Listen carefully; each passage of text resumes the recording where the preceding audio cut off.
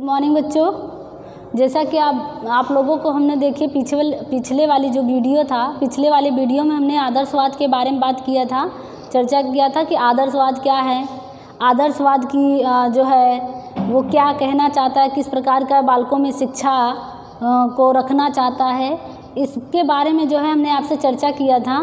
अब जो है हम आपको अगला जो हमारा टॉपिक है, प्रकरण है, उस प्रकरण में हम आपको जो है प्रकृतवाद के बारे में बताएंगे कि प्रकृतवाद क्या है। प्रकृतवाद जो है इसका मतलब ये कहाँ से आता है कि प्रकृत का मतलब क्या होता है, और प्रकृत जो वाद कर रहा है, चर्चा जो कर रहा है, किसके विषय में कर रहा है, उसका मतलब क्या है। और इस प्रकार से हम जो है आज प्रकृतवाद के बारे में बात करेंगे। प्रकरण हमारा क्या है? प्रकरण है प्रकृतवाद।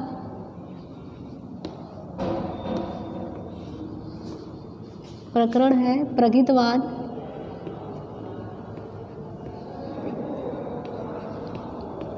प्रकृतवाद तो प्रकृतवाद की इंग्लिश होता है नेचर, यानी नेचर, NATUR, नेचरलिज्म, LIMS।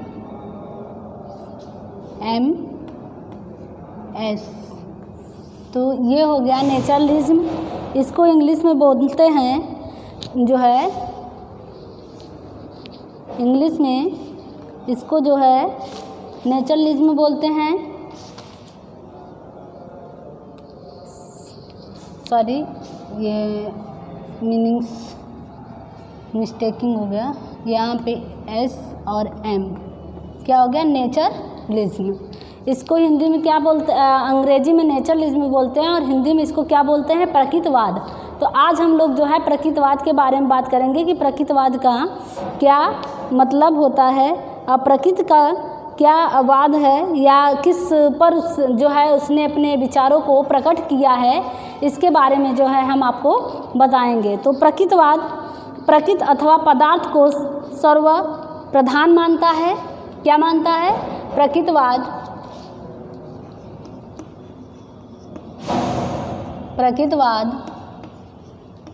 प्रकृति को प्रकृति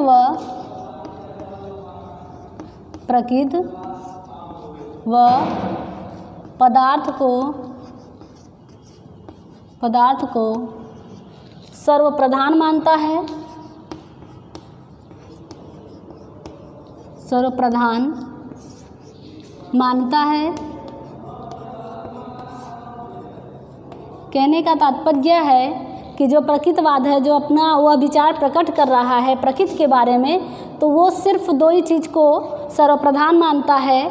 उसमें एक पदार्थ को मानता है और दूसरा क्या है, हमारा प्रकृति को मानता है। पहले किसको मानता है? पहले जो है प्रकृति और उसके बाद पदार्थ, उसके बीच में किसी और को वह मान्यता प्रदान नहीं करता है अपने विचारों में। उसका सिर्फ पदार्थों और प्रकृति से ही संबंध होता है।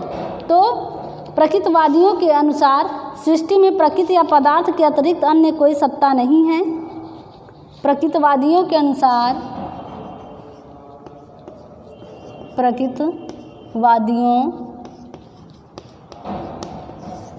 वादियों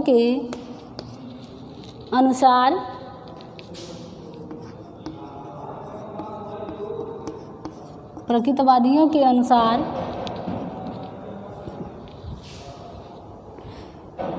सृष्टि में प्रकृति या सृष्टि में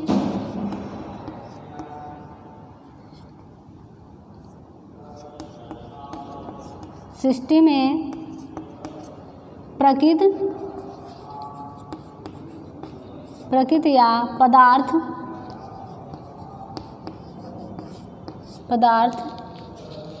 इन्हीं दोनों की मान्यता इसके पदार्थ के अतिरिक्त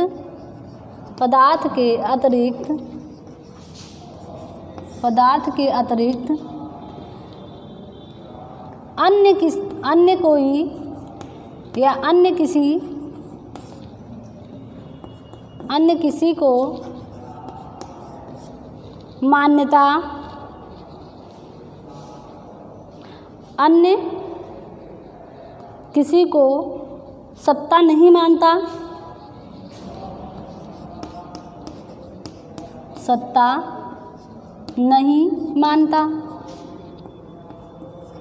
कहने का तात्पर्य है कि अगर व्यक्ति जो है मतलब जो प्रकृतवादियाँ हैं, जो प्रकृतवाद के बारे में अपने विचार को प्रकट कर रहे हैं, उनका तात्पर्य है कहने का कि सृष्टि में मतलब संसार में जो भी चीज़ें प्रकृति के द्वारा बनाई गई हैं या जो पदार्थ है, इसके अतिरिक्त वह किसी को अपना सत्ता मानता ही नहीं। सिर्फ जिसको मानता है वह किसको जो है प्रकृति को मानता है और पदार्थ को, इन्हीं दोनों को जो है अपना सत्ता मानता है और किसी अन्य को कोई सत्ता या कोई प्रधानता नहीं जो है देता है।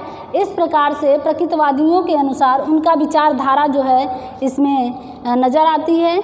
और बाकी आगे ये प्रकृति को ही पूर्ण शक्ति मानते हैं। ये प्रकृति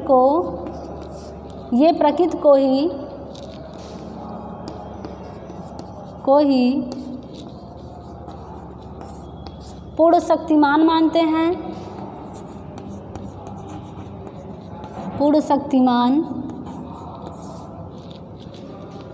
मानते हैं, पूरे शक्तिमान मानते हैं।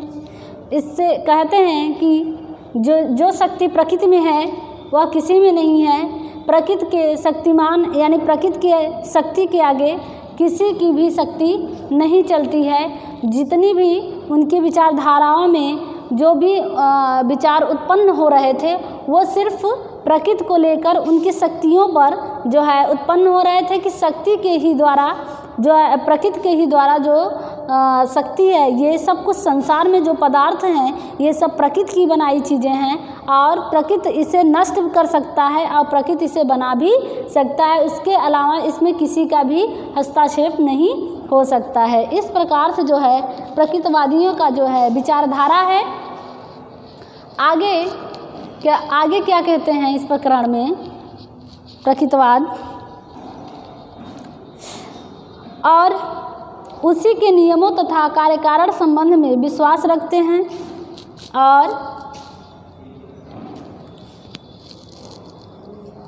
और उसी के संबंध में और उसी के नियमों तथा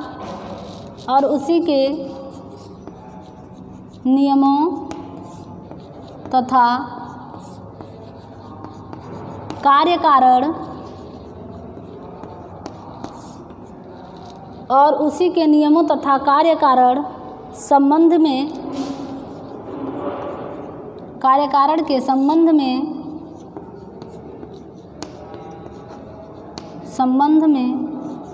विश्वास रखते हैं। कहने का मतलब प्रकृतवादियों के अनुसार यह है कि जो प्रकृति का नियम है, जो प्रकृति के द्वारा बनाए गए नियम हैं, उसी के संबंध में अपना जो है वह कार्यकारण को या कार्यकारण में अपना विश्वास रखते हैं।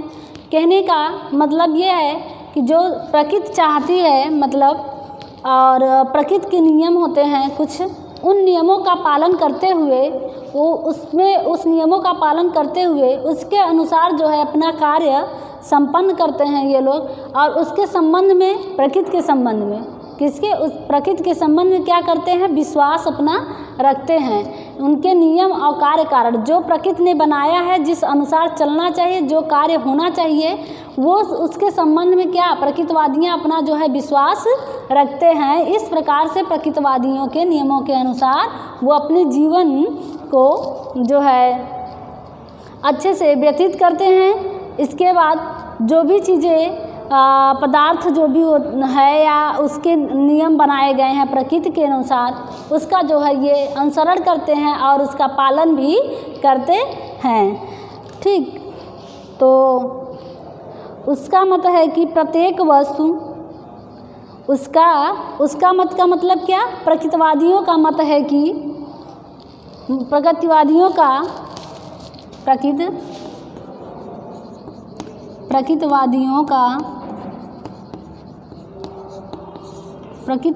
का मत है कि प्रत्येक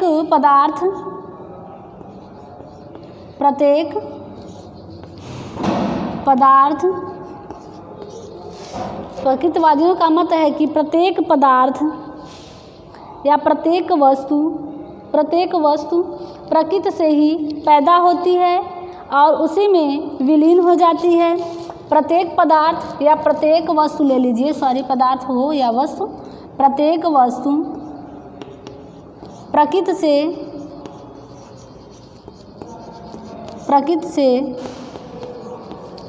पैदा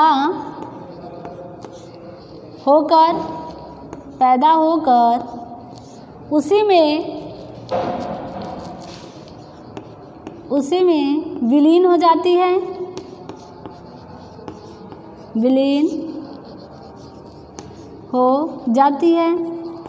तो इस प्रकार से कहने का तात्पर्य यह है प्रकृतिवादियों का कि जो भी प्रकृति के द्वारा वस्तु बनाई गई हैं, जो भी संसार में पदार्थ उत्पन्न देखने को हमें मिल रहा है, यह सब प्रकृति ने ही बनाया है।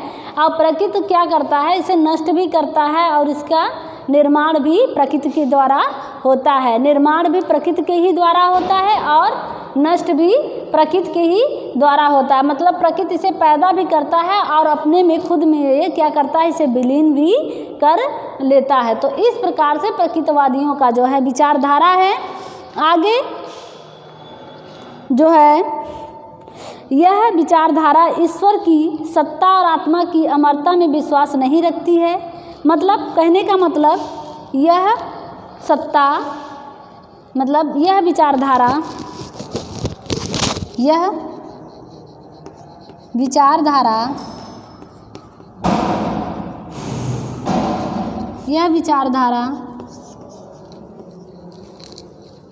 ईश्वर की सत्ता, यह विचारधारा ईश्वर की सत्ता व आत्मा में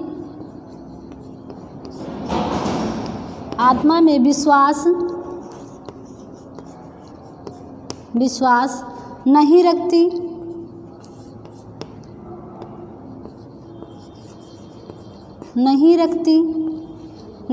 है। कहने का मतलब यह है कि जैसे आदर्शवाद है वह ईश्वर और आत्मा में विश्वास रखती है, आध्यात्मिकता में अपना विश्वास रखता है, जैसे कि हमने पिछले वीडियो में आपको बताया।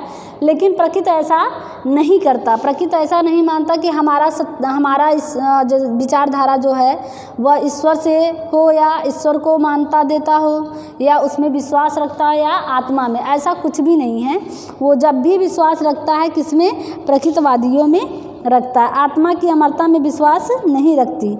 इसलिए यह आदर्शवादी विचारधारा की विरोधी विचारधारा मानी जाती है। ये भी मान लीजिए आप कि यह प्रकृतिवाद जो है आदर्शवाद की विरोधी विचारधारा है। वो आदर्शवाद की मान्यता को नहीं मानता है और उसका विरोध भी करता है। इस प्रकार से प्रकृतिवादियों की जो विचारधारा है वह आदर्शवाद से अलग है, उसका विरोध, एक दूसरे का विरोध करते हैं। प्रकृतिवाद जो है आदर्शवाद का करता है, आदर्शवाद प्रकृतिवाद का विरोध करता है।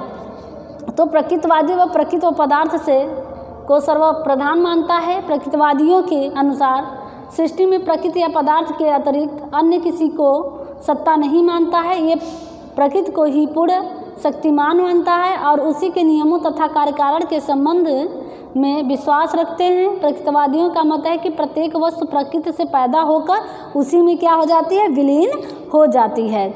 और यह विचारधारा ईश्वर की सत्ता व आत्मा की अमरता में विश्वास नहीं रखती है। इसलिए यह प्रकृतिवाद की मतलब आदर्शवादियों की विचारधारा का विरोध भी करती है। तो इस प्रकार से प्रकृतिवाद नेचरलिज्म। अब हम देखेंगे कि प्रकृतिवाद की उत्पत्ति कैसे हुई।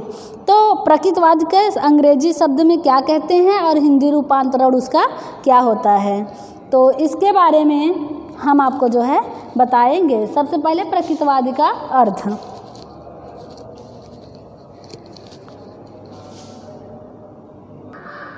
हाँ, तो इस प्रकार से जो है हम आपको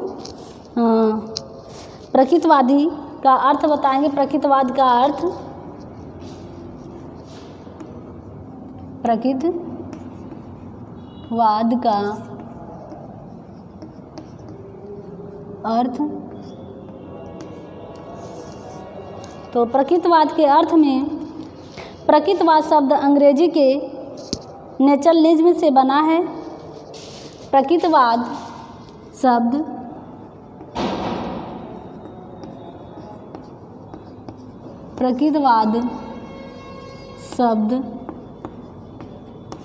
अंग्रेजी के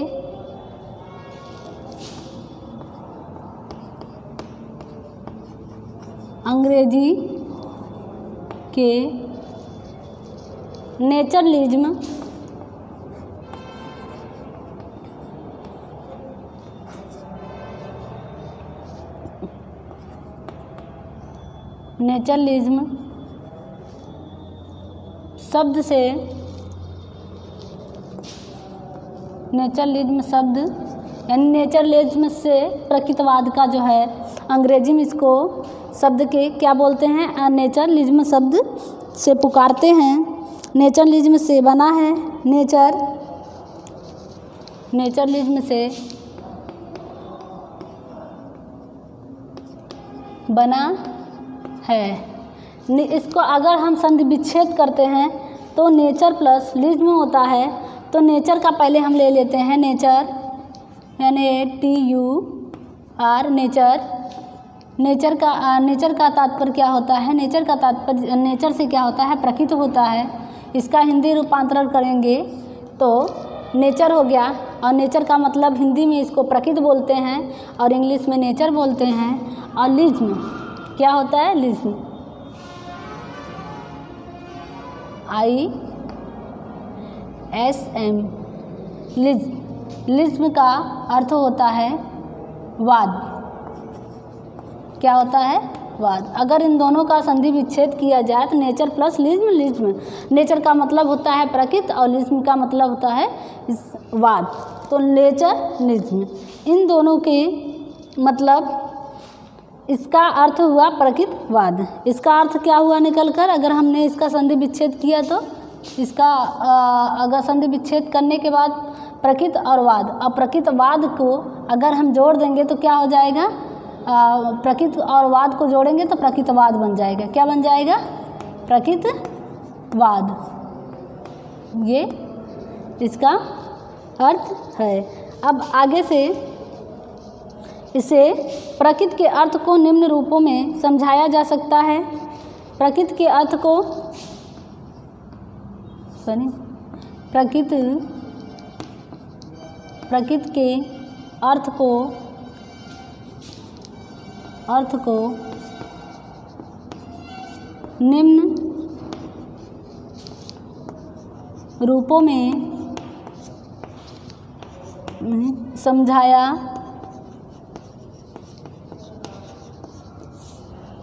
जा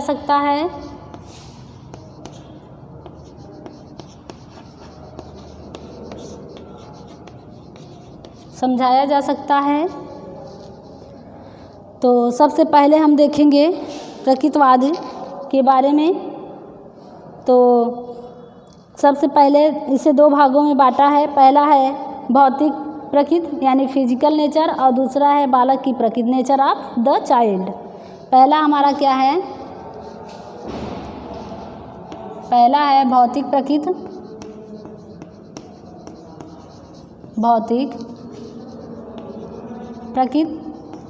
और दूसरा है हमारा बालक की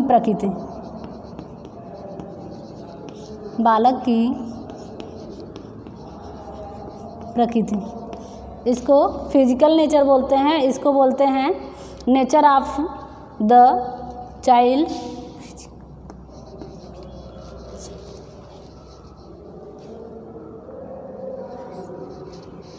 PHY, एक मिनट,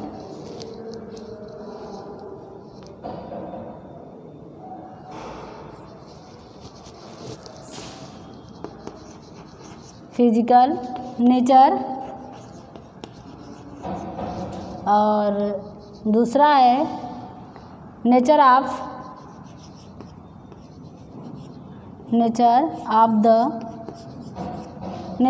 द चाइल्ड।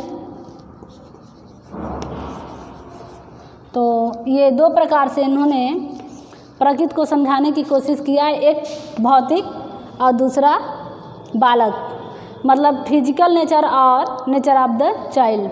इन्हीं दो भागों में इनको जो है दो अर्थों में प्रकृतिवाद जो है अपने विचारों को प्रकट करता है और इसी के संदर्भ में जो है हमको पढ़ना है, इसी के बारे में जानना है कि भौतिक प्रकृति क्या है और बालक की प्रकृति क्या है। जो विचारधारा जो है इसका सबसे मान लीजिए कि प्रकृतिवाद का जो समर्थक हैं उनको हम किसे मानते हैं? रूसो को मानते हैं। कौन है?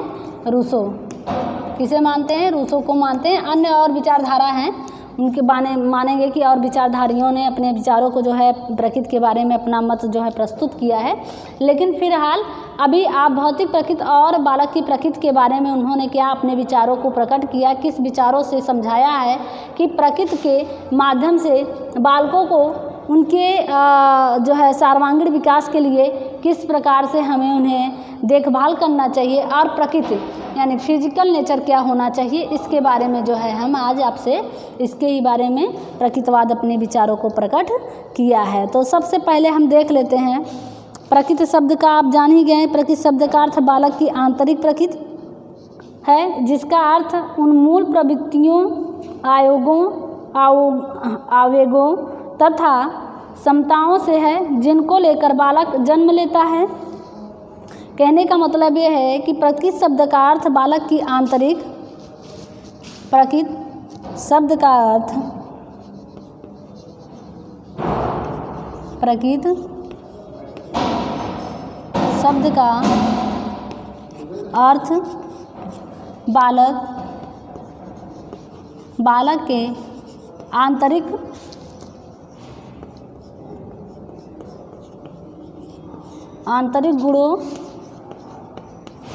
गुणों से है, जिसे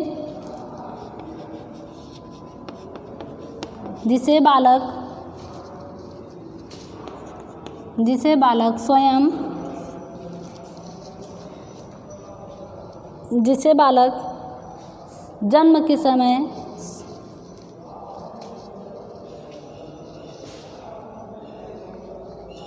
या आंतरिक गुणों से है या आंतरिक प्रकृति से है और जिसका अर्थ उन मूल प्रवृत्तियों से है जिसका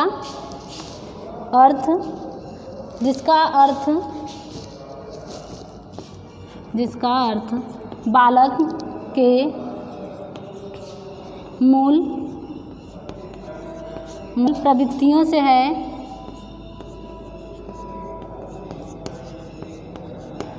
प्रवृत्तियों से है, आवेगों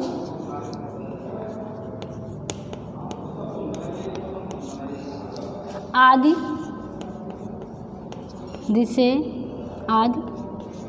होते हैं। तो इस प्रकार से प्रकृतिवाद का कहना है कि प्रकृतिवाद सबका अर्थ बालक के आंतरिक प्रकृति से होता है, आंतरिक गुणों से होता है, जिसका अर्थ होता है बालक की मूल प्रवृत्तियों से या आवेगों से आदि चीज़ें इसमें लेकर क्या करता है, इसको क्षमताओं से जिनको लेकर बालक क्या करता है, जन्म लेता है। तो इस प्रकार से जो है प्रकृतिवादियों का जो है विचारधारा है। आगे विचारधारा में कहा गया है, जिसमें विचारधारा में प्रकृतिवाद के स्वाभाविक भावनाओं के आधार पर बालक के सभी नियमों और जो है उसके बारे में चर्चा किया है। तो थोड़ा सा हम बालक के बारे में जो है चर्चा कर लेंगे कि प्रकृतिवादी क्या विचारधारा को अपने विचारों से कैसे बालकों के विषय में अपना जो है विचारधारा व्यक्त करता है। इस प्रकार से हम अब बालक के बारे में बात करेंगे कि प्रकृतिवाद अपना स्वाभाविक जो विचार रखा है वह बालक के बारे में किस प्रकार का विचार रखा है। तो प्रकृतिवाद बालक को स्वाभाविक रूप से विकसित करने के लिए प्रकृतिवाद बालक को प्रकृतिवाद बालक को स्वाभाविक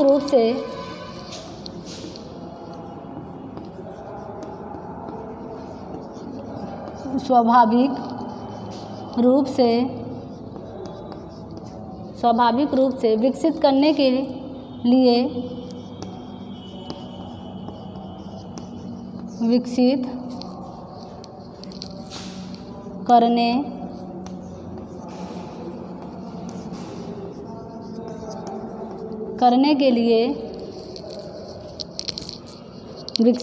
के लिए प्राप्त प्रकृति के नियमों को प्राप्त प्रकृति के नियमों को बालक के आंतरिक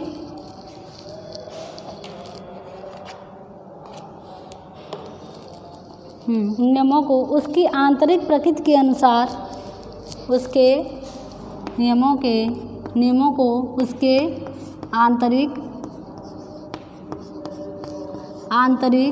प्रकृति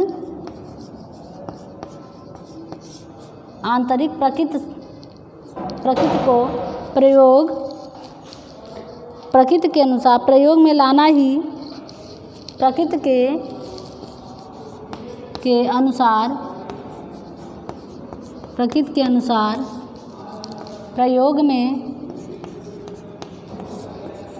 प्रयोग में लाना ही शिक्षा का मुख्य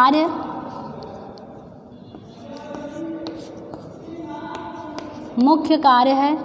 कहने का तात्पर्य है कि जो प्रकृतिवाद का विचार है वह बालक के स्वाभाविक रूप से उसे विकसित करने के लिए उसके स्वभाव को प्रकृति के नियमों के अनुसार, मतलब उसके जो आंतरिक प्रकृति के बनाए गए नियम हैं उसको प्रयोग में लाना ही शिक्षा का क्या होता है कि मुख्य कार्य होता है। कहने का तात्पर्य है कि जो प्रकृति का नियम है उस प्रकृति के नियम के अनुसार अगर हम बालक को शिक्षा देंगे तो उसमें स्वाभाविक रूप से बालक के गुणों का आंतरिक रूप से विकसित होगा। इस प्रकार से विचारधारियों के अनुसार अपने जो है मुख्य रूप से जो है प्रकृति को उनके आंतरिक गुणों को विकसित करने के लिए उनके नियमों के अनुसार चलने को जो है बालक को कहा जा रहा है। वही उसका क्या है मुख्य कार्य है। किसका? शिक्षा का वही मुख्य कार्य है जब वो प्रकृति के अनुसार बालक के स्वाभाविक गुणों को या आंतरिक गुणों को विकसित कर सकता है। इस प्रकार से जो है मुख्य कार्य है। उस समय कृत्रिमता एवं कठोरता के बंधनों से जुड़ा है। तो उस समय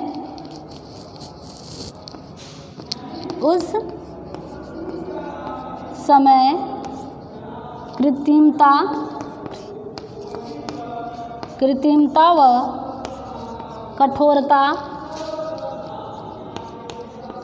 कठोरता से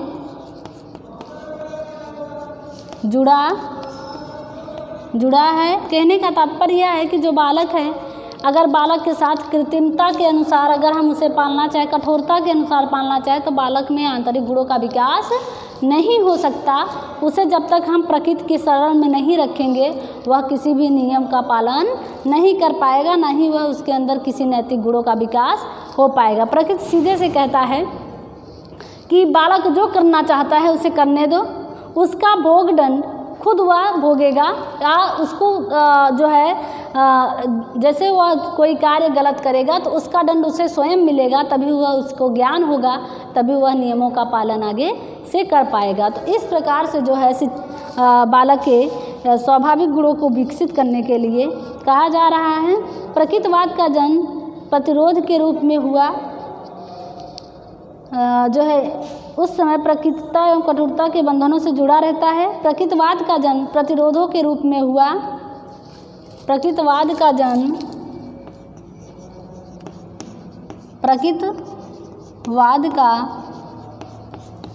जन्म प्रतिरोधों से हुआ या प्रतिरोधों के रूप में हुआ। जन्म प्रतिरोधों। प्रकृतवाद का जन्म प्रतिरोधों के बीच प्रतिरोधों से या प्रतिरोधों के रूप में हुआ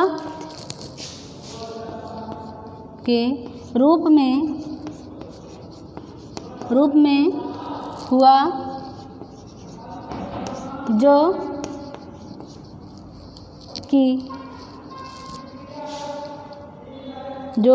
स्कूलों तथा पुस्तकों पर निर्भर नहीं था। जो स्कूलों तथा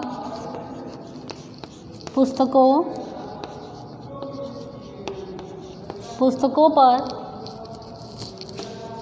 निर्भर नहीं था। कहने का तात्पर्य है कि जो प्रकृतवाद था वह पुस्तक और स्कूल को मान्यता नहीं देता था। उसका कहने का तात्पर्य था कि जब तक बालक बाल्यावस्था में नहीं प्रवेश कर लेता है तब तक बालक को उसकी शिक्षा उसके जो है प्रकृति के नियमों के अनुसार देना चाहिए। उसे प्रकृति के शरण में छोड़ देना चाहिए, जिससे कि बालक खुद अच्छा और बुरा सीखना शुरू कर देगा। जब उसे कष्ट होगा किसी वस्तु से या पदार्थ से तो वह खुद उसका जो है अनुसरण करेगा और उसके बारे में सीखने की कोशिश करेगा। वह प्रकृतवाद का जो जन्म हुआ प्रतिरोधों के रूप में हुआ, क्योंकि वह स्कूल और पुस्तकों का क्या था, विरोधी था। वह स्कूल और पुस्तकों का मान्यता नहीं देता था, वह प्रकृति की मान्यता देता, क्योंकि प्रकृति का सत्ता मानता था। तो प्रकृति के ही अनुसार जो है वह शिक्षा देने की बात बालकों को या बालकों के बारे में कहता था। तो इसलिए स्कूलों को और पुस्तकों को वह निर्भर नहीं होता था, वह प्रकृति पर निर्भर होता था। तो इस प्रकार से जो है जिसका आधारभूत सिद्धांत बालक के जीवन को व्यवस्थित रूप से प्रदान करना था। रूसो ने एक सिद्धांत बालक के जीवन को जो है एक महान ग्रंथ लिखा है। रूसो वो है आपका एमाइल एंड एजुकेशन की रचना की, जिसमें केवल प्रकृति को ही सर्वश्रेष्ठ अध्यापक मानते हुए शिक्षा को प्राकृतिक क्रिया घोषित किया है कि वह बालक की जन्मजात शक्तियों का विकास है, केवल ब्रह्म ज्ञान का अर्जन ही नहीं। रूसो ने यह बात जोर देकर कही है कि बालक को बालक ही समझना चाहिए, एक लघु प्रौढ़ नहीं। कहने का मतलब यह है कि जब वो बालक है तो बालक को बालक ही समझना चाहिए, एक लघु प्रौढ़ नहीं समझना चाहिए। और बालक खुद ही जो है प्रकृति के जब शरण में जाएगा तो वह अच्छा बुरा सब कुछ सीख लेगा। इसलिए वह पुस्तकों को मान्यता नहीं देता था और अपने एमाइल एंड एजुकेशन में उन्होंने जो है प्रकृति को सर्वश्रेष्ठ अध्यापक माना है। अध्यापक की वरीयता जो है नहीं देता हुआ, और अध्यापक किसे माना है, प्रकृति को अध्यापक माना है।